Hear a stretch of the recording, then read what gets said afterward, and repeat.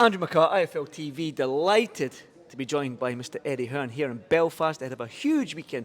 Ed, you missed a good fight week in Sunderland last week, but you were in Mexico. Yes. How was the jet lag? The jet lag's not good, actually. I'll be honest with you. Certain parts of the world, I seem to...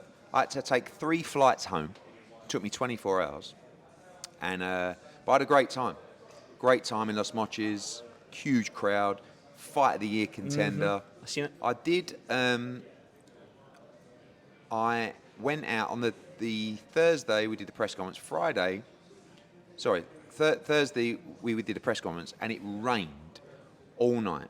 All night. We woke up the next morning, it was about 7 feet of water, right? Later on in the day, it clears. The next morning, I decided to go on a run in Los Mochis. This is actually quite amusing. I can laugh now. So, obviously, you're in Sinaloa, right? They're kind of saying, Yeah, I know. probably don't go out for a, but I thought, I want to go out for a run. It's a nice day. The water was clearing, very slushy and muddy everywhere, but anyway. So I go down the road, and there's a park that I went to the day before for a run. Went to go in the park, it's locked. So I thought, it's weird anyway. So I've turned around, I thought I'll just run around the streets. I've gone up there, turn left. I'm going down this road, and I'm running on the road, just close to the curb, because it's a bit muddy on the thing. And there's too many cars coming past. So I thought, I'm going to go on the pavement. So I've gone up on the pavement, which is like that, and there's loads of mud on it. I've stepped on the pavement. When I say 360, I have gone, slipped on the mud, running like a decent speed, and just flipped over, landed straight on my knee and my neck and my shoulder, right, with loads of cars going past. If you were driving past in Los Mochis, I doubt you're actually watching this interview, but if you are, please let me know, because it must have been the funniest thing to watch. I wish I had that on video. Smash my knee to pieces, like cut it quite badly, all down. Mud everywhere, blood all down my leg. And you're by yourself? Yeah, on my own. Sean Palmer, who just literally walked past me, I came back, he saw me at the hotel. I was covered in mud. I think you've fallen at 6'5", 18 stone. Bad. Yeah. And you know when you go down, and it was such a bad fall, that you're in shock and you just jump straight back up again. Because when I went down, I thought I broke something here. And I jumped up and went, I'm all right. And I think I've done something to my either ACL or my meniscus. No 5K for you on Saturday? I'm going to see how it feels. It feels very sore at the moment.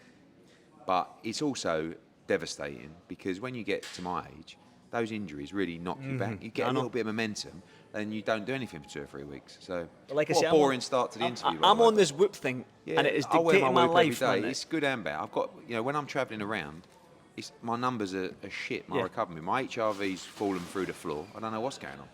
I was getting it up towards 60. Nice. Mine's at 60. Yeah. Is it? Yeah, all right, mate. And heart rate 45. 45, 51. Yeah. That's all right. Yeah, not for a bad. for a big guy, yeah. And but it's gone back down like 45, 44. So.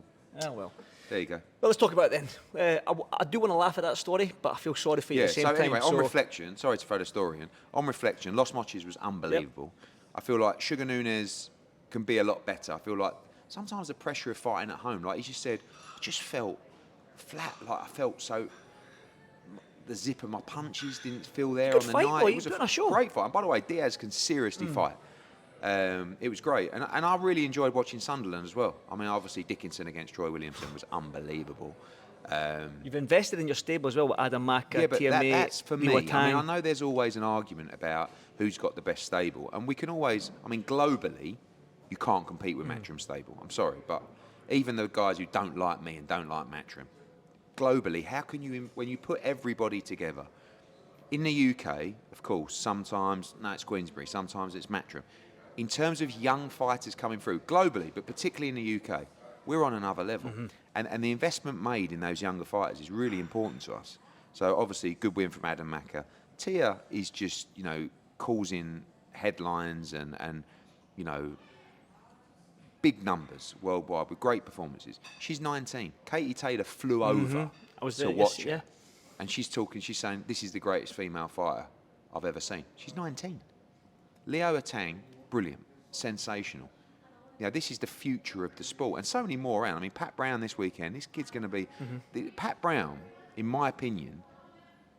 I truly believe he will be a cruiserweight world champion. You will see him up at heavyweight.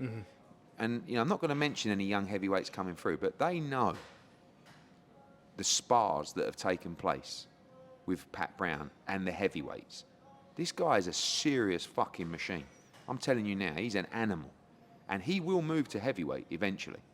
And all of our young fighters coming through. And obviously Pat, now I know Pat's just turned 30, so he's not, but he's still, had 8 fights, like, you know, so he is a special fighter.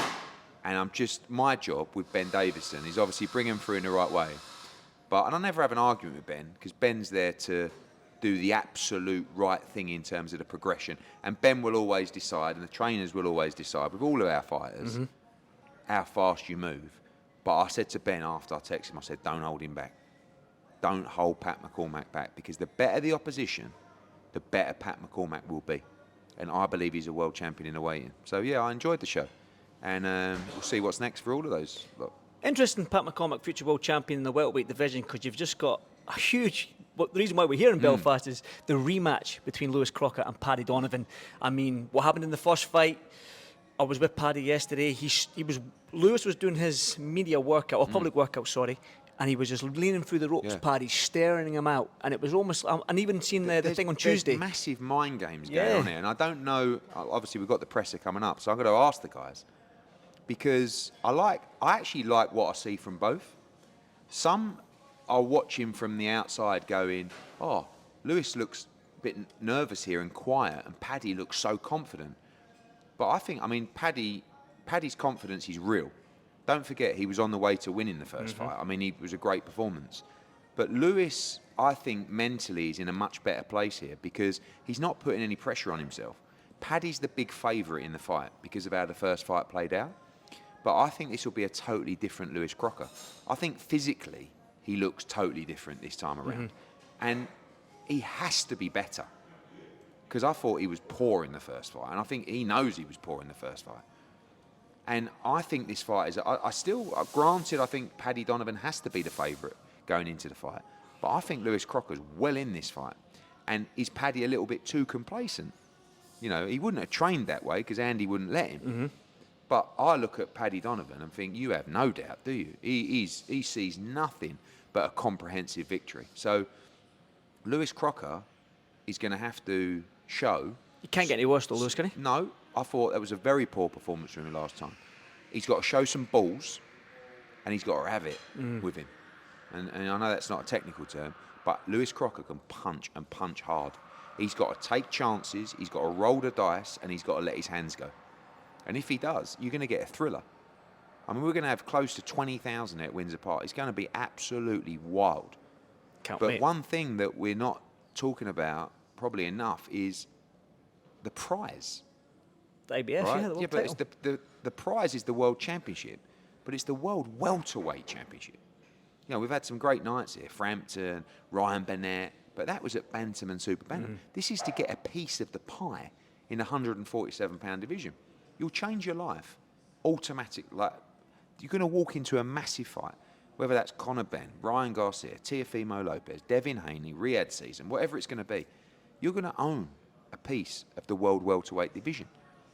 And remarkably, the first time, and I know we say it a lot, but still it's important, the first time 2 Irishmen have ever boxed for the world title. And to do it in a division that is one of the flagship divisions of the sport is just mega. And it's such a great card. Kevin Ajako against Ishmael Davis is a brilliant 50-50 domestic fight with world title ranking ramifications. Dylan Moran against Tyrone McKenna, just a brilliant shootout. I mean, it's going to be a thriller. Pat Brown's in a really tough fight. Meatball Molly McCann makes her professional debut, you know. So much more. All Irish fights on the champion. It's just going to be a great night. You know, one of those nights where you're just looking around going, this is mental. That is what it's going to be. And I can't wait. Me too, Ed. I'm on the same boat as you. I cannot wait for this one. I do want to touch on Anthony Joshua. Now, I've been around Anthony Joshua, not as much as you, obviously, but the times I have been around him, he's been a polite, humble, gave me his time, shook my hand, fist bumped me every now and again. But that post on Instagram, it seemed unlike him in a wee way. Calling Tyson Fury dippy, saying that he's going to punch his head off and dance around his flicker jab. It was almost like he was trying to go Tyson into a fight there. Is that how you saw that? I don't think he was doing that, but I think I liked it because the last, I mean, particularly, obviously, it's been a year since he boxed, but probably the last 4, 5, 6 months, things haven't really been going his way in terms of the injury and the operation, and like, you start to get in a little bit of a rut where it's like, are you going to come back? You know, and I never really doubted whether he'll come back, but just wondered what kind of appetite someone that's got everything and achieved everything would come back with. And we were almost waiting for the fire to return. And then all of a sudden, you know, and the last couple of weeks, obviously people won't know, but we do around him, the fire's been returning. Good. He's gone to America, he's been, you know, getting his camp in order and really getting himself focused for his return. And then that post comes yesterday. And I just opened it up and went, let's fucking have it. You know, let's go again. Let's go one more time. You know, and that is what this is really. This is one more time. And I don't mean one more time as in one more fight. I mean, this is the last little phase now. And let's go out and do something special. Has to be Tyson Fury though, right? Yeah, but listen, I mean, if it can be Tyson Fury, fantastic. But we're not basing our future around Tyson Fury. That fight should happen. I'd be shocked if it didn't. But I can't speak on behalf of Tyson Fury, and whoever knows what he's going to do. But if Tyson Fury has any appetite about him, has any, I don't want to goad him with the word pride, because I think he does have pride, but any sort of desire to give the British public what they want and to finish his own career with the fight that is probably the most important to both, whether you want to admit it or not. Like, the reality is, if these guys don't fight each other, it will always be talked about that they never fought each other. It'll be a stain on boxing, surely. Just get in the ring and give everybody what they've wanted for so long. And you know what, Andy? I always say this is the biggest fight in boxing. And you get, say haters, but people with their opinions and say, why does he say that? It really isn't. Tell me a bigger fight in boxing than Fury AJ. Tell me one. It doesn't exist. Don't start calling out these other fights. Oh, yeah, Tiafimo against it. Fuck off. This is the fight. This is the biggest fight, and this will tell us who is the biggest British heavyweight of that generation. Two legends of British boxing. Right? Let's fight. Come on. That's why you're a promoter, Eddie. He's good, isn't he? But I'm telling you, he's from good. the heart, like, of course, I want it for my guy, but I want it just for the moment. Yeah. Like, imagine being there. Imagine those two ring walking. Imagine the build-up. Imagine everything. It's what we live for. So, you know, everyone's got the right to make their own decisions, and I can't speak on Tyson's behalf. He's had a great career, but I know, he's a competitor. You've got to be buzzing there, Ed. Well, I'm buzzing, but the reality is who's going to win? You know, Tyson. Can you beat AJ? Are you sure? And he will say, yeah, I'll fucking score him. Come on then, let's run it. Let's have your little fights, because we want everybody in their absolute prime, confidence, you know, physical, mental, everything. We're going to fight in January or February, and I'll go to see AJ in a week or so, and we will start locking in the date and the opponent for the comeback. We're ready. And I'm sure Fury, if he fights again in a big fight, will want that run out himself. Let's get that done. Let's look good. Let's go in firing. Next late summer, wherever it's going to be, 2026, let's make it happen. Quick one on Terence Crawford and Canelo, because even when we're talking about Belfast, and we're excited here in Belfast, we're talking about the biggest fight in boxing. There's a huge fight. Another one of the biggest fights in boxing. Canelo versus Crawford. So you picked Canelo, so you interview with Charlie there, but just break it down as to why Canelo. Backwards and forwards. Like, when I started favouring Crawford is when we got on a plane with Turkey and everybody from the ring event in Times Square, and we flew to Canelo's Skull. I've spent a lot of time with Crawford over the years. He's mentally very strong. He has one of the best IQs in boxing, unquestionably. He's a generational great fighter. And when I'm talking to him about the fight, I'm thinking, you can't lose. I don't see you losing. He knows exactly in his mind how to beat Canelo Alvarez. Then we landed in Riyadh, and I watched Canelo box Skull. And then I was even more convinced that Crawford wins, right? And Canelo's my guy, and I've been really struggling to kind of pick Crawford publicly but I want to be honest as well, but it's a bit awkward. And then just on this fight week, and just speaking to a few people in Mexico around Canelo and the team, I thought, no, I'm going to pick Canelo Alvarez. I just feel like the inactivity of Terence Crawford. There's a few rumours about the shoulder injury. I saw some interview, and when they asked him about it, I don't know. Sometimes it's all bollocks on the internet, but who knows? The inactivity of Crawford, 2 fights in 2 years, that inactivity coupled with the move up in weight, never boxing at that weight before. His age, maybe 38. They're both old, but Crawford is older. I'm just going with Canelo Alvarez, and I think it may be for 6 rounds. It might be a little bit of a fencing competition, because if I'm Crawford, I want to box here and I want to use my feet, because Canelo doesn't like movers, and I want to win the rounds. And Crawford may choose not to really engage that much and to just try. And the problem is with Canelo, when have you seen Canelo box aggressively? Like recently in the last couple of years, he doesn't. He's happy to go out and just, so we will see. But I'm going to favour Canelo Alvarez in a very close fight. One final one for me then. Now, Frank Smith doesn't show much emotion. Interviewed him last week in Sunderland, didn't show much emotion when I was telling him to pick fights, and MJ against Inoue as well, which is a fight that he's looking forward to. But he seemed yesterday, I'm going to be honest with you, pretty pissed off, for lack of a better word, that well, put it this way, Matchroom done a poll. Yeah. Most influential people within Matchroom boxing, right? This, yeah. Eddie, obviously, you're number one, you're the top dog, you're the honcho, everything like that, right? Frank, he's been there 17 years, you're 2 IC, you're second in command, he's number 3. Now, who's number 2? Of all people, somebody that's not on the payroll, in Sam Jones. How did that happen? I mean, I'll be honest, I didn't know about this poll. He's really pissed shocked off me. by it. I mean, I landed today, Sam Jones come over to me for the first time and said, have you heard about the poll? Have you heard about the poll? And I said, no, I haven't heard about this poll. He said, Matchroom have done a poll on Fight Pass. Who's the most influential man in sport? I came second. He was so happy. I think they gave him a trophy and everything. So, yeah, well done, Sam. Amazing. So happy for you.